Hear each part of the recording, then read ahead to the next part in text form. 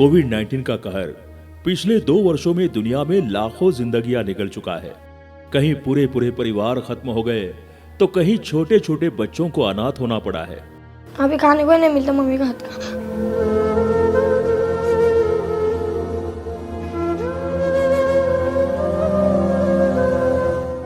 ऐसा ही पहाड़ कई दिव्यांग बच्चों पर टूटा है, जिन्हें अपने अभिभावकों अथवा माता पिता में से किसी एक को गंवाना पड़ा है।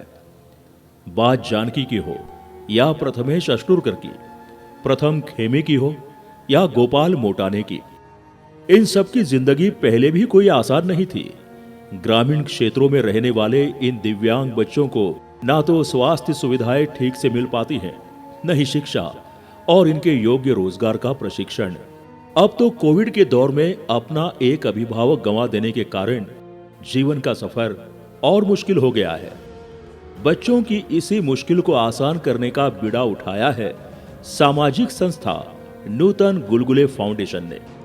दिव्यांग बच्चों के लिए पिछले कई वर्षों से काम करने वाली इस संस्था ने कोविड के दौरान अपना एक अभिभावक खो चुके दिव्यांग बच्चों के लिए विरार स्थित अरनाला में एक हॉस्टल और प्रशिक्षण केंद्र शुरू करने की योजना बनाई है। स्वानंद सेवा सदन नामक इस हॉस्टल में ऐसे दिव्यांग बच्चों को 17 वर्ष की उम्र तक रखकर उन्हें शिक्षा, स्वास्थ्य एवं उनकी योग्यता और क्षमता के अनुसार रोजगार का प्रशिक्षण प्रदान किया जाएगा। यही नहीं, इस केंद्र पर उन दिव्यांग बच्चों के माता या पिता भी उनके साथ ही रह सकेंगे। केंद्र उन्हें भी अपनी योग्यता अनुसार रोजगार दिलवाने में मदद करेगा। महाराष्ट्र शासन के सामाजिक न्याय एवं विशेष सहाय विभाग द्वारा नूतन गुलगुले फाउंडेशन की इस परियोजना को विशेष मान्यता प्रदान की गई है।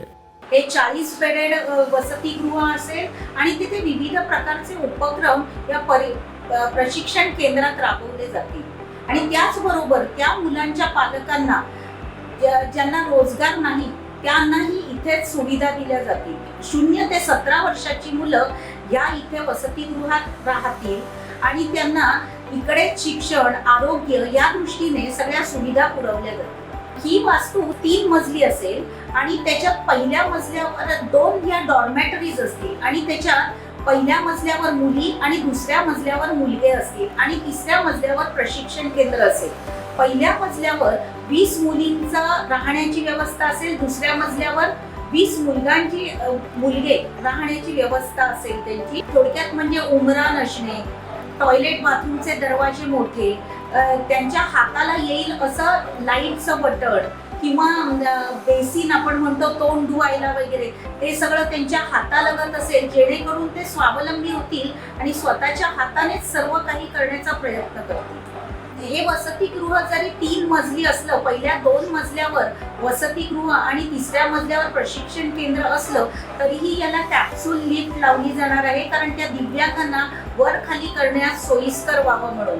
त्याशिवाय त्यांच्यासाठी एक मेस असणार आहे, जी जेवणाची व्यवस्था, प्रत्येक दिव्यांग मूल हे वेगळं असल्यामुळे त्यांच्यानुसार तिथे जेवण बनलं जाईल आणि त्यांना जेवणाची व्यवस्था केली जाईल। इस प्रकार दिव्यांग बच्चों की सहायता एवं मदद करने वाला देश में अपनी तरह का ये पहला केंद्र होगा, जिसकी मदद से हर साल कुछ दिव्यांग बच्चों का जीवन सुधर सकेगा और उनके जीवन यापन की राह आसान हो सकेगी।